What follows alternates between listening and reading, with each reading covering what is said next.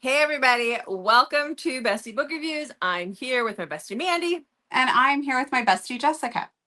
So Mandy, tell them what we're doing. Well, today we are doing books that wrecked us.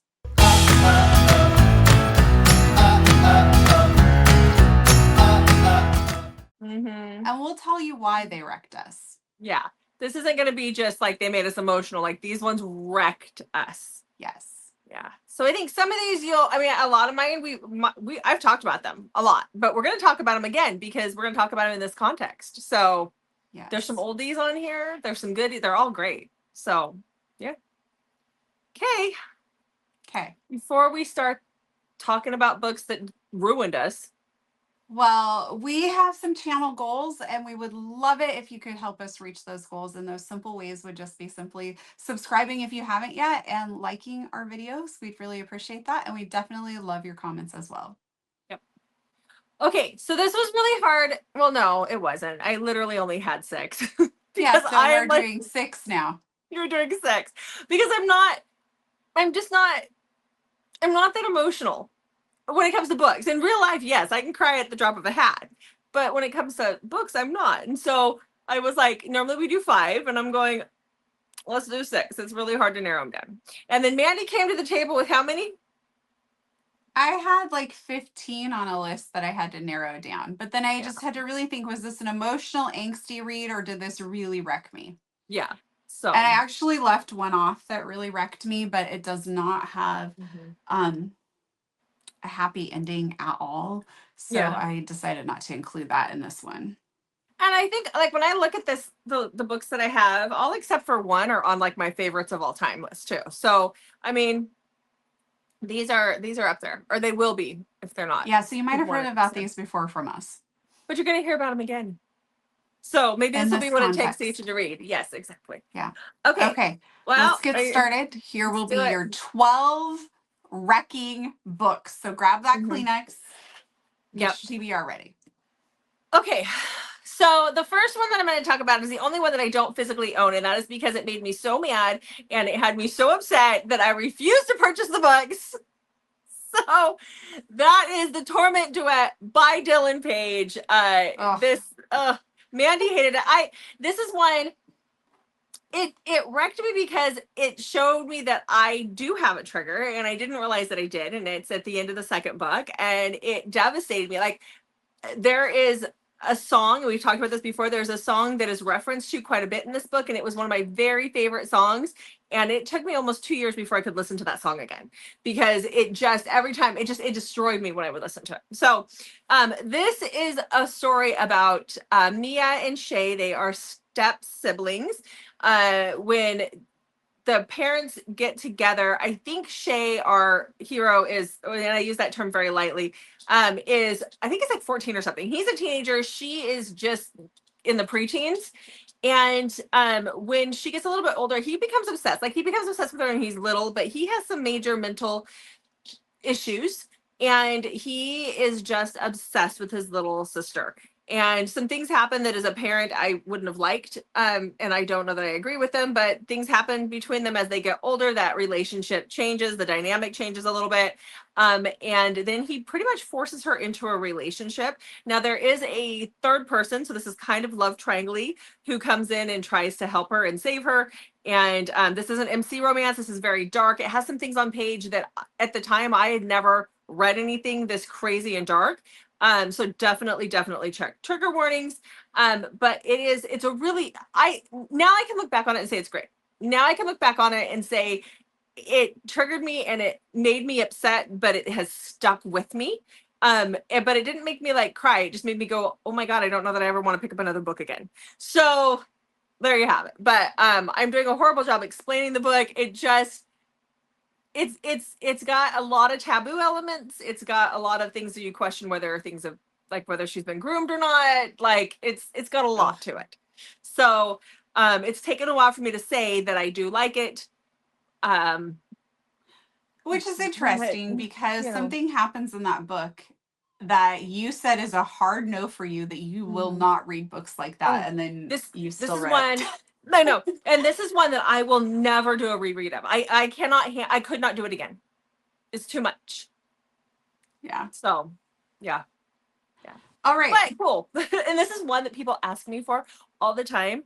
In, when we have little surveys for our readers for Coveted Cover, and they ask me for this one. And because it is somewhat grooming, I probably would never do it. But also because I have to do a reread of these books before I put them out there, and start talking to artists and stuff. And I can't do it. I just can't do it. So doesn't mean we wouldn't have Dylan Page for something else, but I can't do it with these. Okay. So, okay. My next one has a controversial ending. This is one where people either love this book or they absolutely hate it. I know which one this is. Because you peaked? No, because you said controversial ending. Mm-hmm. At least I'm guessing. I think you do know what it is, but I now kind of want to switch to a different book just to throw you off. But no. Okay, so that is. Go ahead. What is it? Pen Pal. Yes, it is Pen Pal by J.T. Geisinger. Okay. Okay.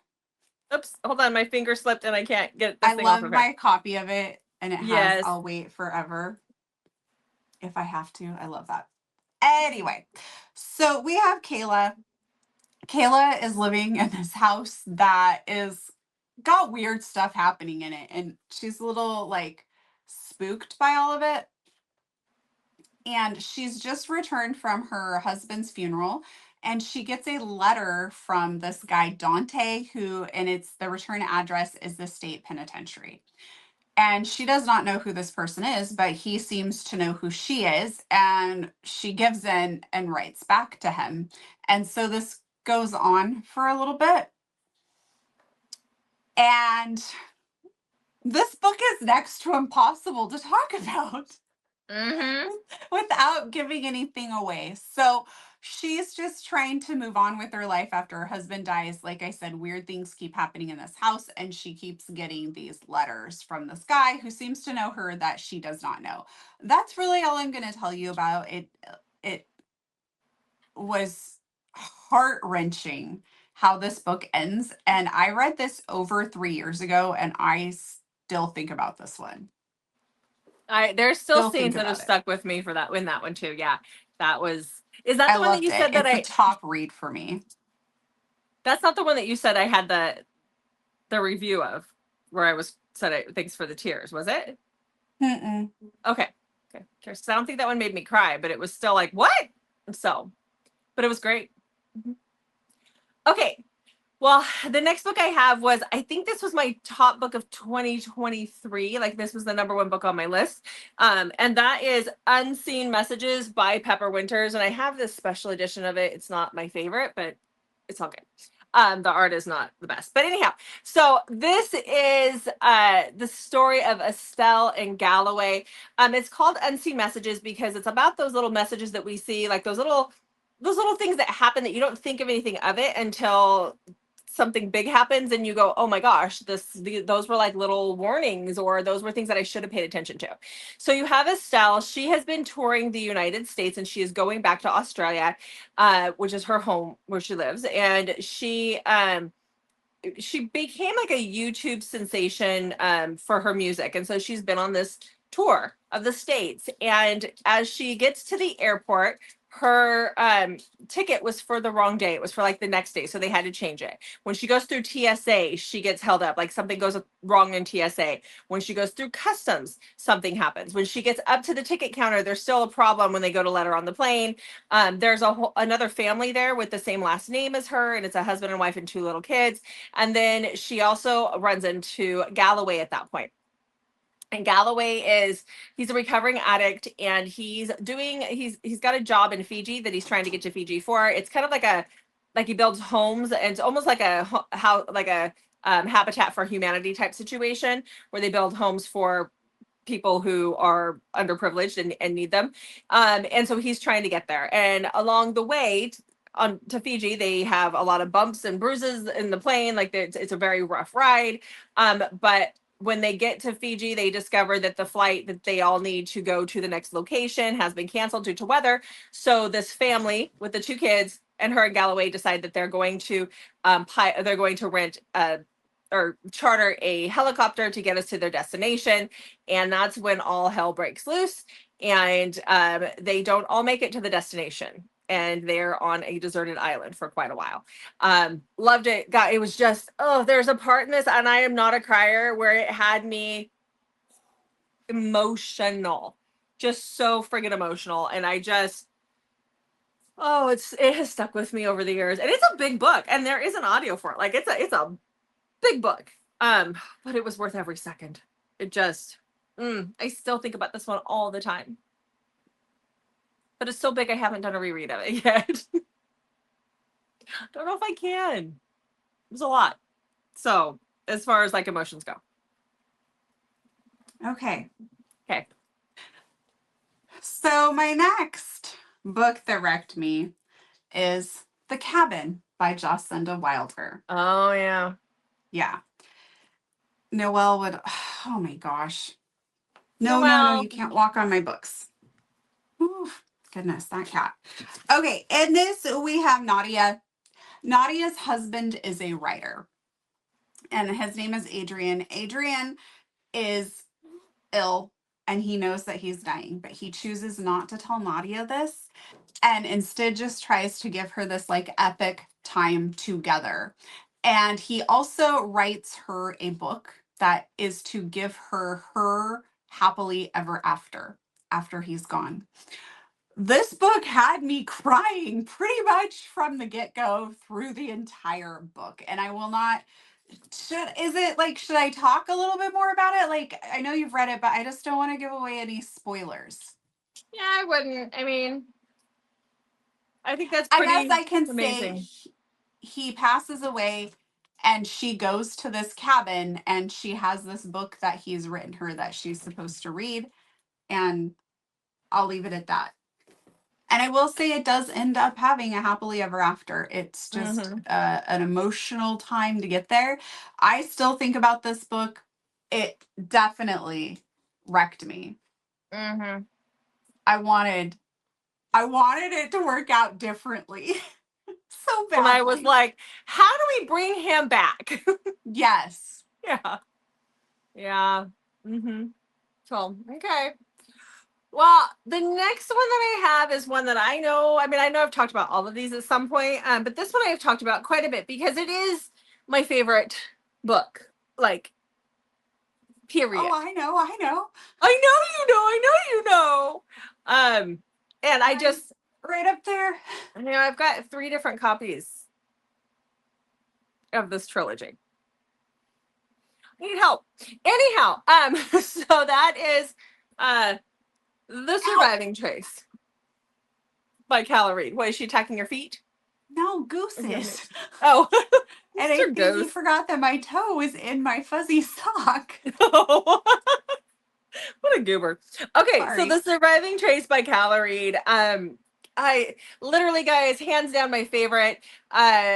There have been people that every time I tell somebody to read this and they actually do, they fall in love with the characters and the story, and it's amazing. So this is a time travel romance where our heroine lives in present time, and she she runs an antique store. Her and her best friend have an antique store, but one of the things that she loves the most is old photos. And so one day her best friend comes in on a Monday. She's been to a flea market that weekend, and she brought in a box, and inside that box is old photos, framed photos. And when she gets down to the very bottom of the box, there is a photo in a frame of 4 men outside of a plantation house, just sitting on the steps. And she knows that it's 1912 because it says so on the back of the picture. It doesn't give names, it gives initials, like just the first letter of their first name on the back. And so she makes up names for these guys. She becomes obsessed with this image, or this picture. There's one guy in it who she can't stop looking at it, to the point where her fiance starts to get a little worried because she is obsessing over this picture. And so one night he throws it into the fire, and she tries to rescue it. They get in a fight over that. And then that night she feels like she's falling, and she wakes up at this big plantation house, at a party's being thrown in this room, and everybody is calling her by her name, which is Serene. Everybody knows who she is, but she's dressed scandalously in her dress that she wore to dinner that night, because this is 1912 South Carolina, and she is confronted by the guy from the picture, and he starts referring to her as his wife. And she's like, wait, what are you talking about? Well, he is married to a woman who looks exactly like her, who has the exact same name, but it's not her. And where did she go? And how does Serene convince him that she is not his wife, who was very cruel? They were in a very loveless marriage. How does she convince him that she's not somebody else, like that she's somebody else, that she's from the future, without him thinking she's completely nuts? Etienne is very grumpy and very guarded, and a lot of that has to do with how he's been treated by his wife. This is a trilogy. I love it. It ruined me just because no other book compares to this. And the second book, oh my God, the angst. Like, there's angst throughout all three, because you're like, how is this ever going to work? Because it's their story. You don't get their happy ending till the very last book. The angst in the second book was like gut wrenching. Like, I couldn't breathe through the majority of the second book. And I was so pissed at Etienne, and I just didn't know how he was ever going to make it right. And I was so mad the whole time. Loved it. So good. The emotions are just, Calla, nobody writes like Calla. I'm sorry. I They cried just a don't. lot in that second book. I also thought about using, like, I knew you were going to have that in this one, Uh, but her other books also have some of yeah. that angst. Nobody can she can do angst. If you were looking for angst. But I feel like the world that she's created there at Belgrave, you really have to start with the surviving trace to I go think so on. too. Yeah. And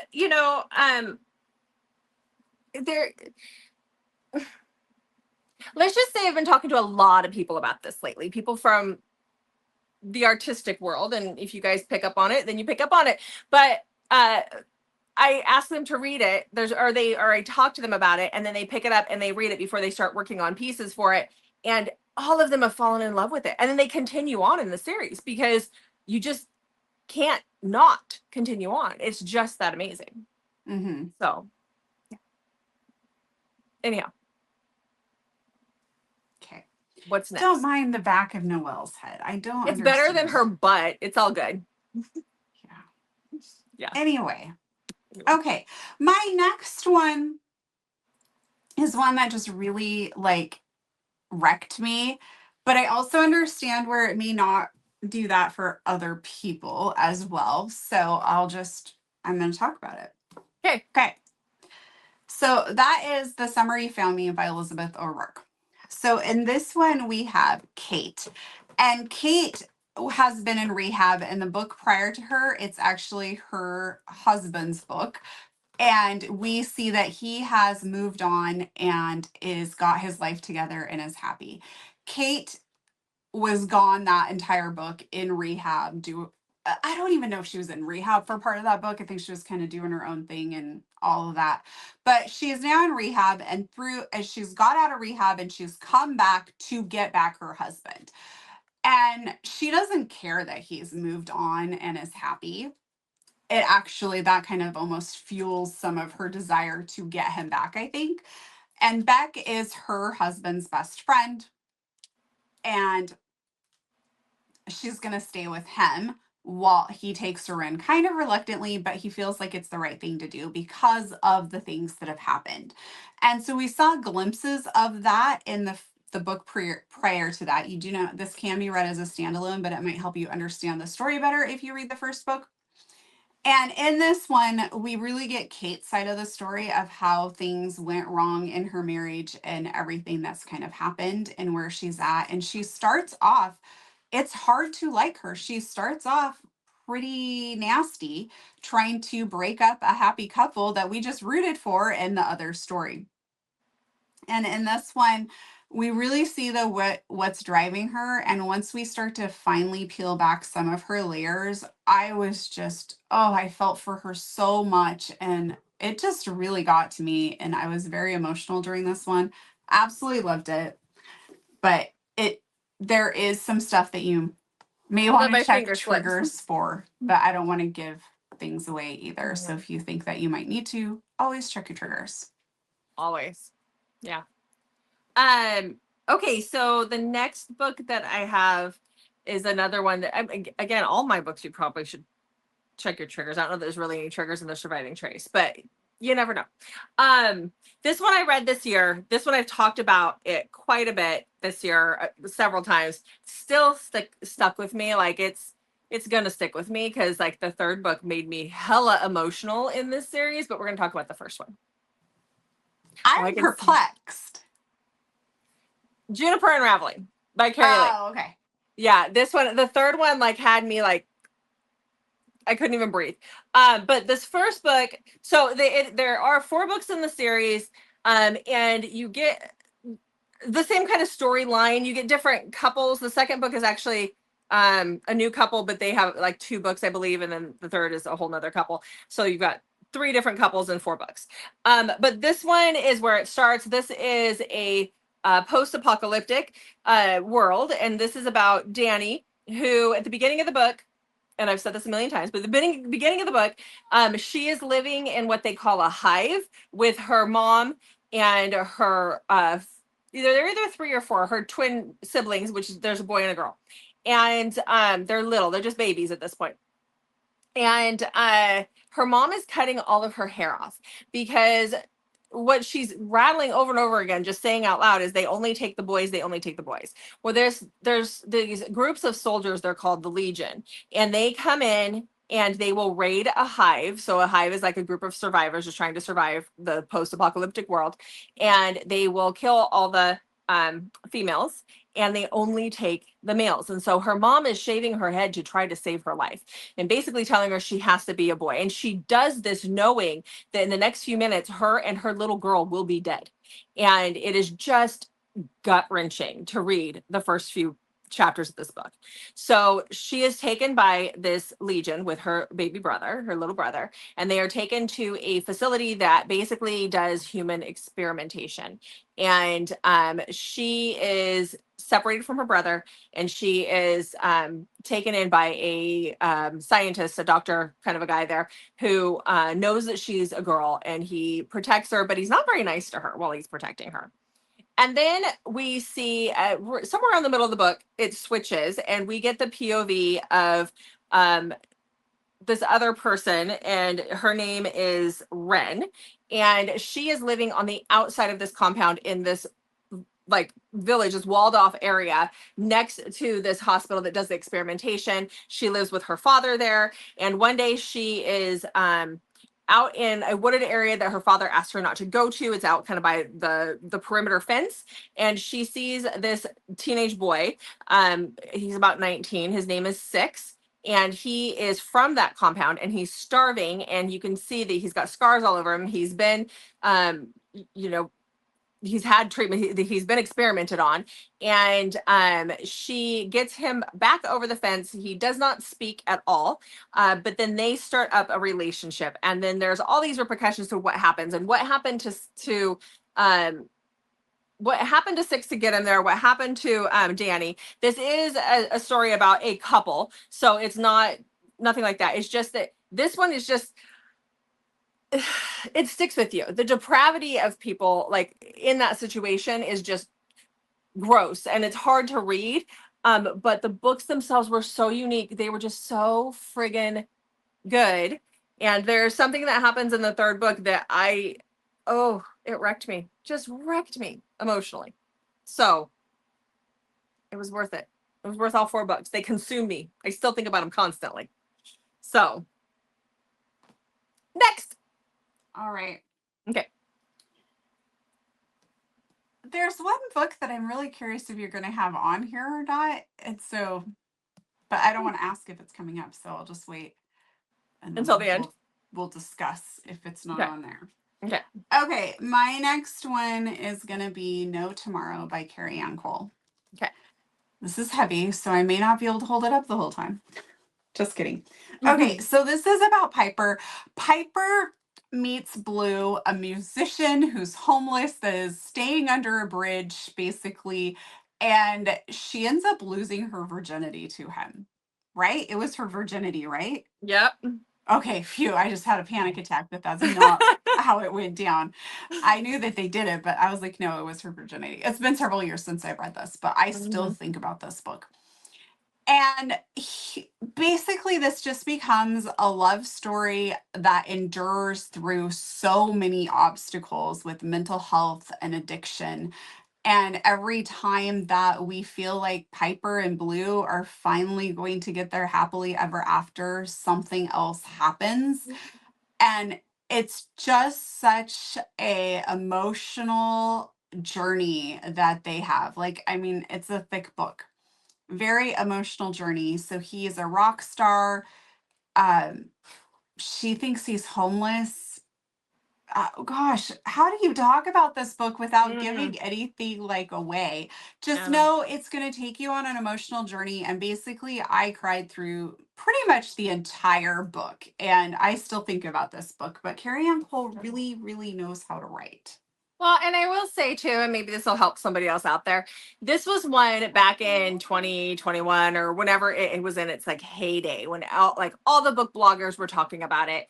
And I remember I can still see the video in my head when I was watching it about a specific YouTuber who was like, just going, but just know that it's a girl who falls in love with a homeless musician. And I remember going, I do not want to read about a girl who just falls in love with a homeless musician. Like there was nothing there for me that like really caught my attention.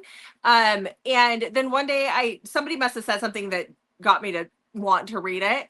And I finally picked it up and read it. And I was like, oh my gosh, I was sleeping on this one because of the way it was described by other people. Like for me, a girl who falls in love with a homeless musician, whoop-de, I was like, that doesn't even do it. Like whoop-de-doo, kind of a thing. But there's so much more to it than that. And I Mhm. was mad at myself for not reading it sooner when it Yeah, happened. it's So really good. yeah. And it still sticks with me too. Like I Yeah. remember a lot about that one. Um, okay, well, the next book is the one that had my husband concerned for me, and not in the ways that you think. But that is an oldie but a goodie, but this is Transcendence by Shay Savage. So this one is, and I know you're all going to think I'm nuts if you haven't read this and you don't know what this is about, but this one is a caveman romance. Okay. Um, This was on my list, and I'm like, she's going to have it. So I'm oh going to yeah. take it off. Okay, good. All right. Well, there you go. You made the right choice. So this is about Bay and Ed and Ed. Ed, and the names just blow me away. So Bay is Elizabeth, and she is when the book starts out, or she just kind of shows up in his timeline. She's her parents are both scientists of some kind. Her mom's like an archaeologist, and her dad is a physicist or something. And she's on a field trip, and then she ends up back in caveman time. And you've got Ed, who is the last of his clan, and he accidentally let his fire go out, and that is a huge problem for him. Because it's a lot to get a fire going when you don't have matches. And he's pretty much lost his will to live. And so he decides that this is just going to be it. He's not going to do anything else. He's not going to try and get his fire back. He's lost his will to live, but he decides to go check his traps one more time. And so he goes to check his traps, and that is where he finds Bay. He can't say her name, so he calls her Bay. And he finds her. She's wearing funny clothes. She's speaking a lot, like she's making all these noises. So with Ed being a caveman, and the way that Shay wrote this, and she says at the very beginning, I am not a scientist. I don't know this, but for the context of this book, we are going to say that he does not have the ability. He hasn't developed the part of his brain that develops communication, and so he doesn't communicate. He doesn't talk, and so this is told completely from Ed's point of view. And so he is just smitten with her when he brings her back from the get-go. He's like, this is my mate. When is she gonna let me put a baby in her? Well, she makes a lot of noise. It hurts my head all the time, but oh my god, she's so cute. And because we know she's from our time, she does weird things like make pottery or try to make pottery, and he's like, she is doing the weirdest stuff, but gosh, isn't she cute? Isn't my mate adorable? And I know that you're like Jessica, how did this ruin you? Trust me, this book gives us their whole life together. And there was a part towards the end where I remember it like it was yesterday. And I read this back in 2020. I was in the bathtub reading, as you do.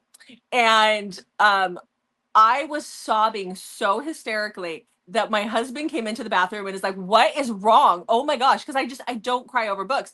I was hysterical at the end of this book. And it's not even the end, sobbing. So this took me out emotionally because it was something that I have a hard time reading when these things happen in books. And it's not that there wasn't a happily ever after. Maybe it was just too happy. I don't know. I was a hysterical mess. So just trust me and read it. Listen to the audio. The audio was good too.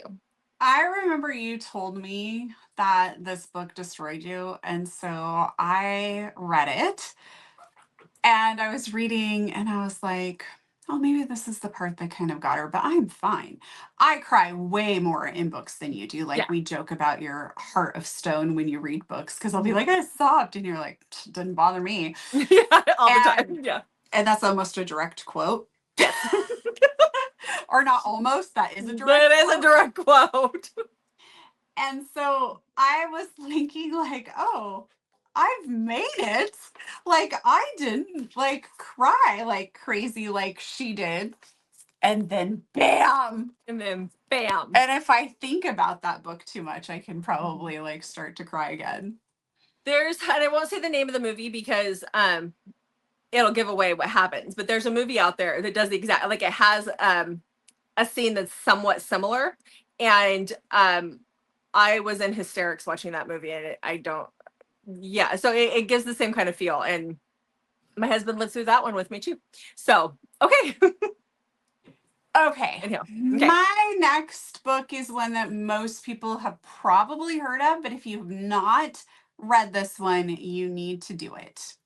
And when I was writing my notes for this, I noticed that our dear Jessica, bestie Jessica, also said that this book made her cry, and it's the type of book where you then thank the author for the tears. But you have no idea what book you reviewed that way. No. That is just cracking me up. Yeah. So I think there's something to be said about an author who can start their book out, and Hero by Lauren Rose, one that did this to me too, where this book starts and I'm crying like in the first few pages. This book, though, that I'm about to talk about, I was hysterically sobbing in the first few pages and wondering how on earth this author was going to make this better. Yeah, still no idea. No. The Wrong Heart by Jennifer Hartman. Oh, it's been so long. I don't remember a lot about that, but I do remember certain parts, but okay.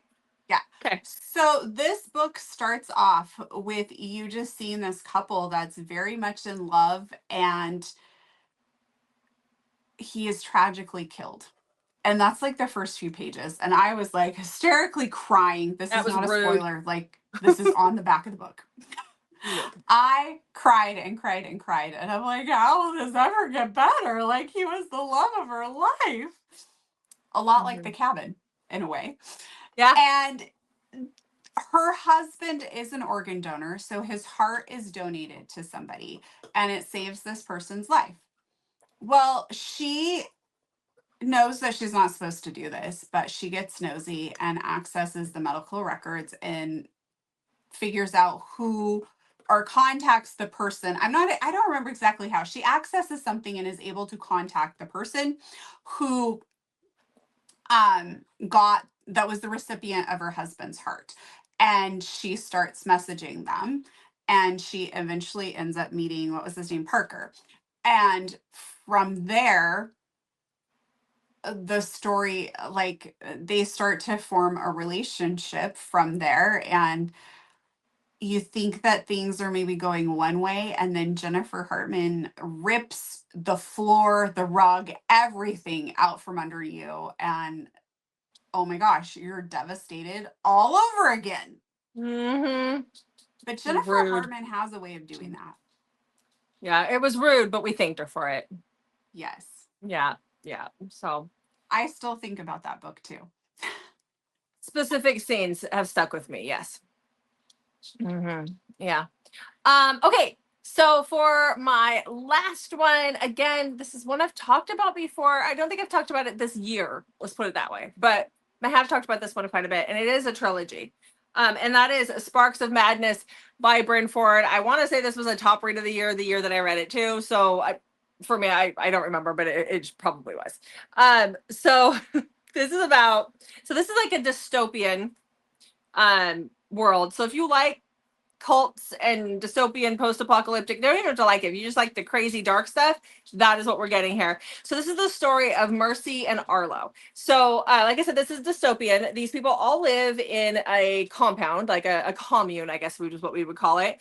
And it is governed by the seven, I think there was seven guys that govern this whole area. Now they're not there. They're like the elders and they're gone. They're God only knows where they are. But then they have like a group of younger guys, because these seven are old, who are, I want to say like 12 or 13 of them, and they're in charge of running the compound and making sure that everybody does what they're supposed to do. Now, since this is a cult, there is some, religious elements to it. And so that is how they keep everybody, like they keep fear of God in everybody and whatever. It's a little interesting because in this world here, you have servants and then you have your wives. So the men in the compound are supposed to marry a wife. There are women that are chosen to be wives, but they're not allowed to have sexual relations with their wives at all.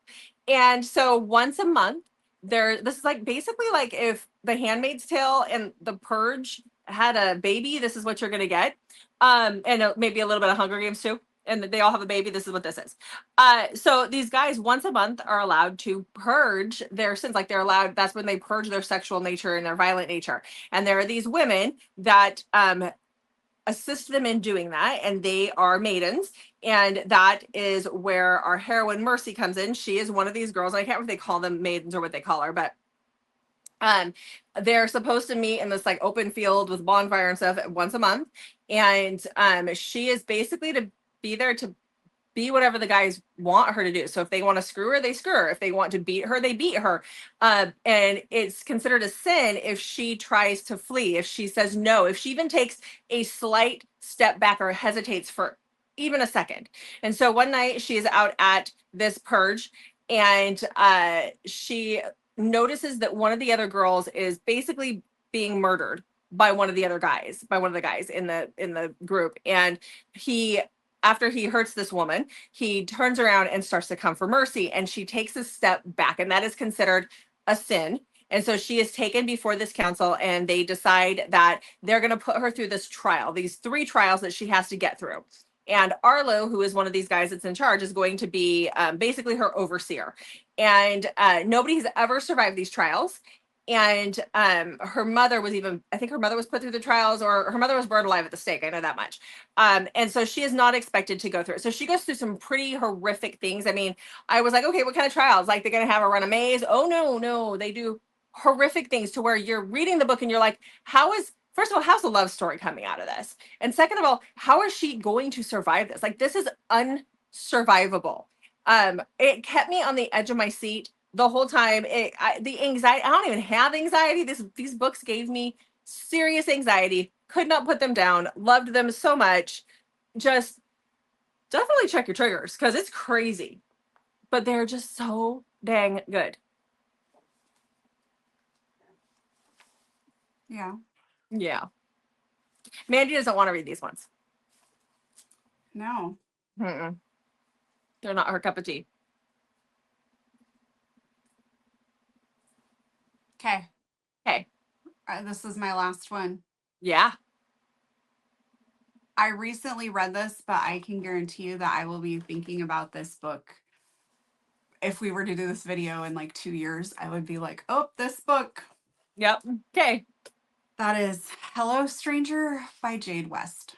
Okay. So this is not the Jade West that you might be thinking. If you've heard Jade West's name before, you're going to think of maybe like Sugar Daddies and The Man Upstairs and Wild, Wild books. This is not that book at all. It's very different, but oh my gosh, it is so good. But it is a go in blind book So that makes it a little tricky to talk about. So I'm just going to say that Chloe rides the train to her new job.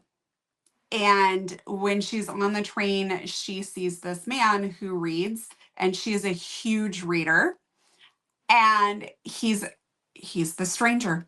And she sits by him on the train ride. And I'm going to leave it like that because this is a book that you really should go in blind with. I loved it so much, but it will emotionally destroy you. So just know that going in. So if you're like, I really need a book that's going to wreck me and I don't want to know much about what's going to happen in it, read this book. I will give one slight warning though, that they work in palliative care. So just a heads up on that can be rather an emotional read on its own. Mm-hmm. And maybe something that you don't want to read depending on what experiences you have currently in your life or that you've had. So Yeah. it will definitely make you cry because I kind of want to cry just talking about it. Oh, okay. That's definitely fresh in your mind too. So yeah. Yes. All right. Well, there you go. Proof that books do make me emotional. 12 books that Oh, you're going to need to grab Kleenex for. yeah. So I Or know at least that a there's defibrillator because the anxiety was oftentimes high. where we're just looking for a really good book that's going to make us have those feels. So Yeah. And I think a lot of these, all of these I would say are probably the books that they're the ones that we look for as readers. They're the ones that really make you feel emotions and they're the ones that stick with you. Definitely. These are the hidden gems. These are the ones that are like, oh my God, this is why I read, is for stuff Yes, like and these this. are the ones that you like want to recreate that again. Mhm. Okay, so Yeah. you didn't have one, and I was gonna start the video off by saying we all know about the Ravenhood series and how that's gonna mess you up, but I knew how limited you would be on books that make you emotional. So I was like, oh, maybe she's gonna have that in here. So I No, did because want to start with that. I didn't cry in the Ravenhood series. I think all the TikToks and stuff out there kind of spoiled it a little bit for me. I knew going in, and I had a friend that had read it before me, and she had sent me a few. It was back when we would do Marco Polo messages, and she had sent me some where she was just a friggin' mess. And so I think because I knew that going into it, it didn't make me as emotional as it probably would have been had I gone in completely blind. So I did. It is good. I think right now it's overhyped. It's all you see on TikTok. So, but it was good. The other one too that I didn't throw out here that I think for both of us made us emotional and kind of kept us, you know, it consumed us for days was the 9 Minutes trilogy. That was a huge one for us. Um, it was emotional in a different kind of way, but it kept Yeah. it, yeah, kept his claws in you. So yeah. That's more of a I couldn't put it down Couldn't put it down. Had to know what was book. happening. Yeah. Mm-hmm. Yeah. So, Which is basically like our top books of all time. mhm, pretty much. So, yeah. All right. Well, let's wrap this up. Okay, well, thanks so much for being here, and we would love to see you back. So check out our videos on Mondays, Thursdays, and Saturdays, and sometimes Wednesdays. Thanks for watching, guys. We'll see you in the next video.